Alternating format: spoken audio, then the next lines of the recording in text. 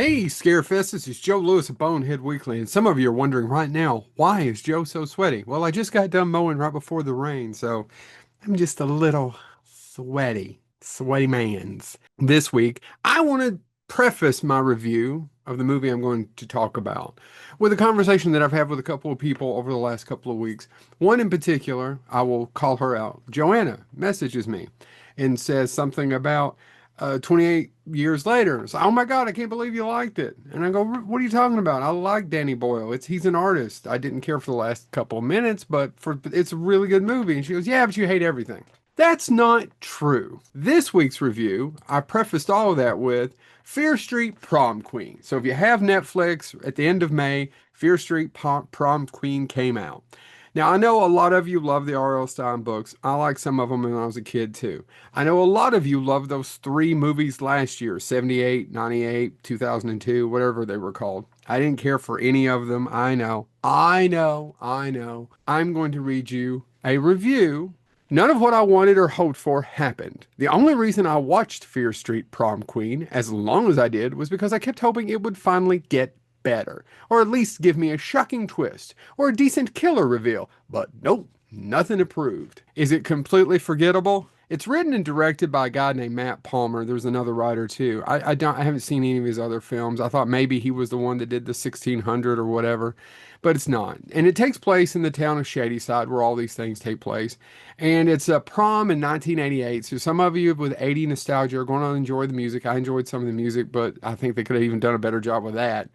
And the prom queen is about to be elected, and it becomes deadly because some of the prom queens are getting knocked off. And our lead, Lori, India, played by India Fowler, is, kind of like that. Oh, I'm not all that hot. Let me take off my glasses, even though she doesn't take off her glasses. You guys know every single cliche in this movie exists in this movie, or in any of these movies exists in this movie. The red herring for who the killer is, even though you kind of already assume and get it, and then you're waiting. Well, there's got to be a better reveal than that. There isn't. I've been told by several people I should try to concentrate on some of the positives of some of these reviews. So here's one of the positives, okay? Bloody.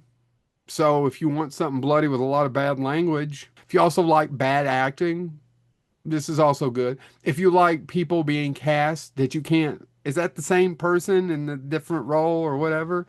Then this is good. This is good if you like that kind of thing. If you're wondering whatever happened to Chris Klein, and now you're saying, Joe, who the hell is Chris Klein? Rollerball remake. American Pie, that good looking guy that's very vanilla PG, Chris Klein. If you had the hots for him in the 2000s and you're wondering what happened, he plays one of the dads. Did I mention it was very bloody? But even with the blood, they do a ton of CGI blood. I know why they do it. I know it's cheaper. It drives me crazy. If you're going to do a slasher, try to be original. If you're not going to be original, then go over the top in some areas. Make it funny, make it interesting. Do something. Just don't do the same damn thing. Is it awful? No. If you have Netflix and you want an hour and a half where you don't have to pay too much attention and you just kind of want to watch some blood, guts, and you're having a kind of a drink and laugh at people getting murdered, it's a solid C movie. It's not the worst thing I've ever seen, nor is it even close to the worst thing I've ever reviewed on here. But is it worth your time? If you like the other three, then maybe. If you're a huge fan of the books, maybe. If you hate me and just want to prove me wrong, I mean, I get hating me, but why would you waste your time on me? I didn't even go to my own prom. This has been Joe Lewis of Bonehead Weekly.